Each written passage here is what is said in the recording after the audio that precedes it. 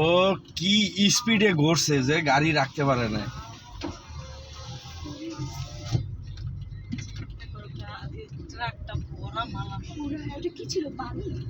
না খুশি ও কি স্পিডে ঘুরছে যে ও এটা রাখতে পারে না। দেখা যায় না ক্যামেরায় আসতে। অত জান বাবা কি করে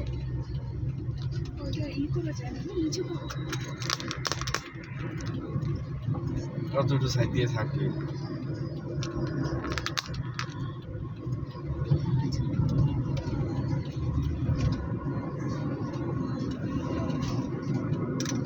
না সমস্যা